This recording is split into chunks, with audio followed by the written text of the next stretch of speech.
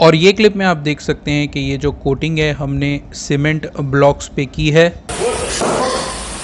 यहाँ पर आप देख सकते हैं कि वो सीमेंट ब्लॉक्स को हथौड़ी से मारा जा रहा है और यही सेम कोटिंग इस गाड़ी के बोनेट पर भी की गई है।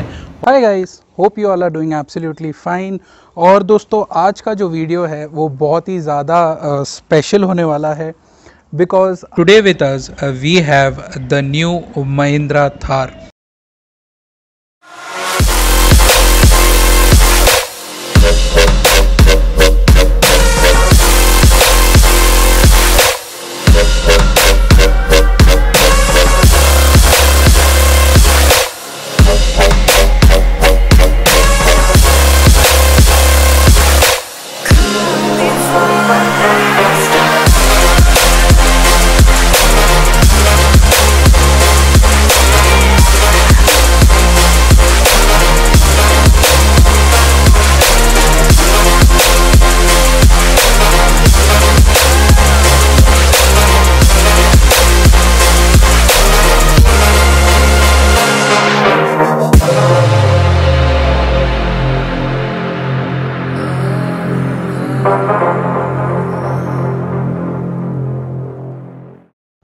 ये है द न्यू महिंद्रा थार और दोस्तों इस पर हमने की है PU coating.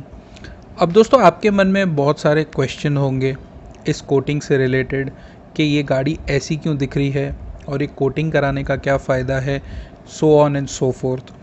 So guys, I suggest कि आप ये वीडियो को स्किप ना करें, फॉरवर्ड करके ना देखें, तसल्ली से पूरी तरह समझें। बिकॉज अनलाइक यूजुअल मैंने इस वीडियो का थोड़ा सा फॉर्मेट चेंज किया है। मैंने कुछ क्वेश्चंस तैयार किए हैं जिनके आंसर्स मैं आपको वीडियो के बीच में देता जाऊंगा। तो चलिए वीडियो शुरू करते हैं। तो पहला क्वेश्चन है, व्हाट इज़ दिस? ये जो हमने गाड़ी पर कर रखा है वो आखिर है क्या? तो दोस्तों ये है PU कोटिंग। अब ये PU कोटिंग क्या होता है वो मैं आपको बताता हूँ। दोस्तों ये एक केमिकल है जो हमने पेंट की ही तरह गाड़ी पर स्प्रे किया है और अभी आगे इसके फ़ायदे डिस्कस करेंगे और ये आप कैसे कर सकते हैं वो सब डिस्कस करेंगे। बेसिकली ये एक प्रोटेक्टिव लेयर है जो आपकी गाड़ी की बिल्ड क्वालिटी को एनहांस कर देती है, आपको स्क्रैचेस से रेजिस्टेंस प्रोवाइड करती है, आपको डेंट्स से रेजिस्टेंस प्रोवाइड करती है और साथ के ही साथ आपको रस्ट से भी रेजिस्टेंस प्रोवाइड करती है।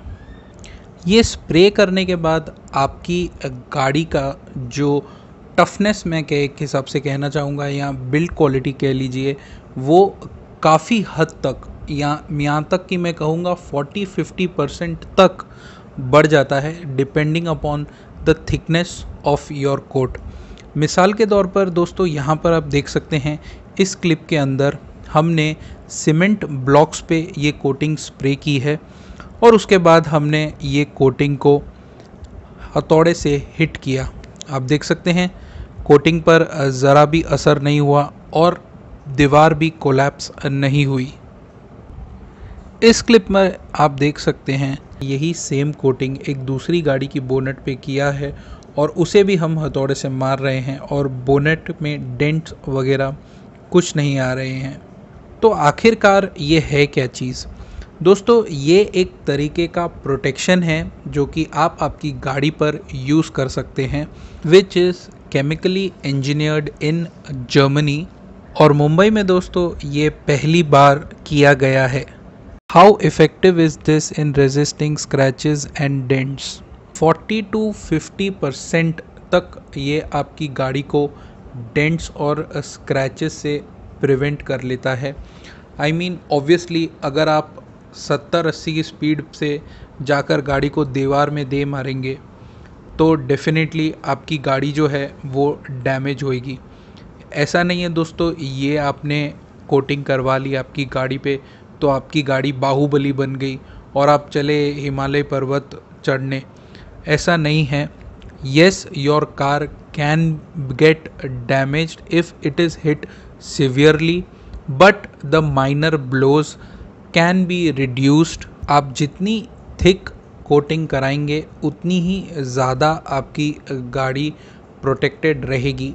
ये जो आप इस गाड़ी पर कोटिंग देख रहे हैं वो 1.2 से लेके 1.5 mm तक थिक कोटिंग है, which is far thicker than the OEM और द मैन्युफैक्चरर्स पेंट। जो पेंट से, जो कंपनी से गाड़ी पेंट होकर आती है उससे काफ़ी ज़्यादा ये थिक है।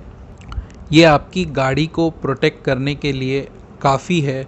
मान लीजिए जैसे अगर आप बम्पर टू बम्पर ट्रैफिक में गाड़ी चला रहे हैं तो कभी पीछे से आपकी गाड़ी बैंग हो जाती है, साइड से बैंग हो जाती है, कभी कोई साइकिल वाला, स्कूटर वाला मुंबई जैसे ट्रैफिक में रब करके चले जाता है साइड से, तो वो सब छोटे मोटे जो ब्लोज होते हैं वो ये अच्छे से झेल लेगा। जहाँ पर ऑर्डिनरी पेंट में स्क्रैच आ जाते हैं और कभी डेंट भी पड़ जाता है, बट वो चीज़ आपको यहाँ देखने नहीं मिलेगी। ये कोटिंग वो सारी चीज़ों से आपको प्रोटेक्ट कर लेगा। What is the life of this coat? तो ये जो कोट है ये आपको रेगुलर पेंट से, जो कंपनी से पेंट होके आता है, उससे ज़्यादा लाइफ आपको प्रोवाइड करता है और डिपेंडिंग अपॉन द थिकनेस आपको इसकी वारंटी दी जाती है। बट एक एवरेज आप पकड़ के चलिए 5 से 6 साल की आपको इसकी वारंटी प्रोवाइड की जाती है on an average. How to maintain and clean it. इसको धोने के लिए बहुत ही सिंपल प्रोसीजर है। आपको इसे प्लेन वाटर से जेट वॉश नॉर्मली बस कर देना है। इफ़ इन केस आपके पास जेट वॉश अवेलेबल नहीं है तो एक स्क्रब से आप इसे प्रॉपरली रिंस डाउन या होज डाउन कर सकते हैं and it is so easy to maintain. आपको इसके ऊपर कोई भी पॉलिश यूज़ नहीं करनी है, आपको इसके ऊपर कोई भी सोप वाटर यूज़ नहीं करना है, आपको इसे कुछ भी नहीं करना है। You just have to install it and clean it with normal water and that is it. You don't have to put in that extra effort to get it polished in every 6 months. You don't need to get it ceramic coated. You don't have to do any damn thing. आपको खाली बस इसे normal water से jet wash कर देना है या होज down कर देना है। If damaged, can it be recoated? Once installed, can it be removed? So, for instance, if a vehicle is damaged, अगर कोई गाड़ी का एक मेजर एक्सीडेंट हो जाता है तो कोई फेंडर या कोई बॉडी पार्ट रिप्लेस करना पड़ता है, तो वो बॉडी पार्ट इजीली रिप्लेसेबल है और उसके बाद उसके ऊपर फिर से कोटिंग की जा सकती है। अब दोस्तों रही गाड़ी को फिर से स्टॉक बनाने की या फिर से बैक टू ओरिजिनल बनाने की, so that is also possible. अभी दोस्तों ये जो आप गाड़ी आपके सामने देख रहे हैं ये फ़िलहाल मैट ब्लैक कलर की है। अगर इसे हम कंपनी का ग्लॉस ब्लैक बनाना चाहें तो वो भी पॉसिबल है। हमें ये कोटिंग को खाली पूरी तरीके से स्क्रब डाउन करना पड़ेगा और उसके बाद आप उसके ऊपर नॉर्मल ग्लॉस ब्लैक रीपेंट आपको करना पड़ेगा। So yes, your car can be converted to original once again. Where it can be used also, does it involve changes in RC? So guys, ये आपकी गाड़ी के सारे मेटल पार्ट्स और fibre parts पे इंस्टॉल किया जा सकता है, बट मैकेनिकल पार्ट्स पे ये रिकमेंडेड नहीं है, व्हील्स इंक्लूडेड। दोस्तों जो रबर पार्ट है ये कोटिंग उस पर नहीं की जाती है और जाहिर सी बात है सस्पेंशन, स्टीयरिंग रैक और सारे मैकेनिकल पार्ट्स जो होंगे आपकी गाड़ी के उसे भी कोट किया नहीं जाएगा फॉर ऑब्वियस रीजंस। और जहाँ तक दोस्तों आरसी की बात रही तो जो आपकी गाड़ी का कलर है उससे मिलता जुलता कलर ही आपको गाड़ी का मिल जाएगा।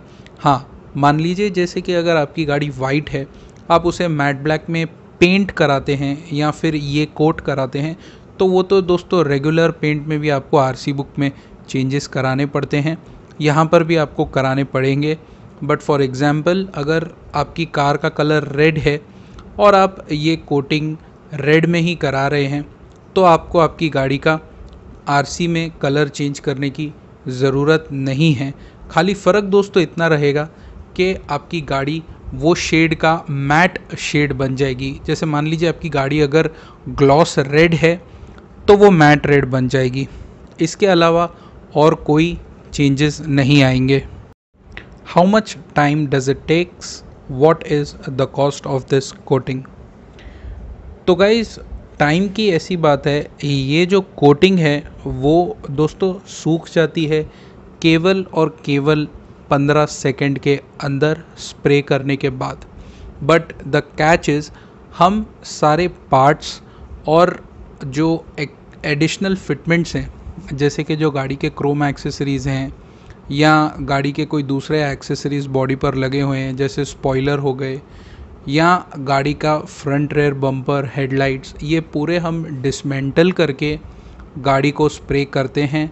और अगर मान लीजिए आपकी गाड़ी में पहले से ही काफ़ी सारे डेंट है तो हमें डेंटिंग करने के बाद ही ये प्रोसेस करना पड़ता है, जैसा हम रेगुलर पेंट में करते हैं। फ़र्क दोस्तों इतना है कि रेगुलर पेंट में हम पेंट मार के उसके ऊपर लैकर स्प्रे कर देते हैं, इसमें हमें वो नहीं करना पड़ता है। आपने एक बार गाड़ी का मेटल स्मूथ कर दिया और स्ट्रेट कर दिया डेंटिंग करके, आप डायरेक्टली उसके ऊपर ये कोटिंग स्प्रे कर सकते हैं। ये सूख तो 15 सेकंड में जाता है, बट दोस्तों इसे प्रेप करना और बाद में गाड़ी को रीअसेंबल करने में ज़रा सा एक आध दिन का वक्त लग ही जाता है। दोस्तों ये अगर आप कोई भी एक अच्छी क्वालिटी का पेंट जॉब कराएं तो इसकी कीमत उससे कम ही है।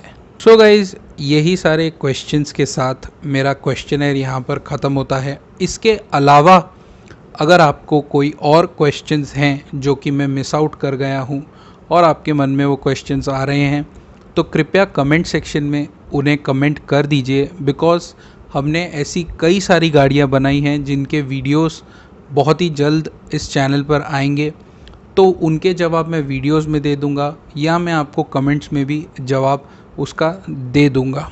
और ये वीडियो आपको कैसा लगा कमेंट सेक्शन में कमेंट करके हमें ज़रूर बताइएगा। और अगर आपने आज कुछ नई चीज़ देखी है तो इस वीडियो को ज़रूर लाइक कीजिए, और अगर आप चैनल पे नए हैं तो सब्सक्राइब कीजिए, बिकॉज़ हम ऐसे ही अमेजिंग कंटेंट और ओरिजिनल कंटेंट आपके लिए लाते रहते हैं। एंड सब्सक्राइब करना तो फ्री है, तो please do subscribe if you are new to the channel and give this video a like. With that said, it's time for me to sign out. This is Vinay signing off. Never stop dreaming. I'll see you in the next one.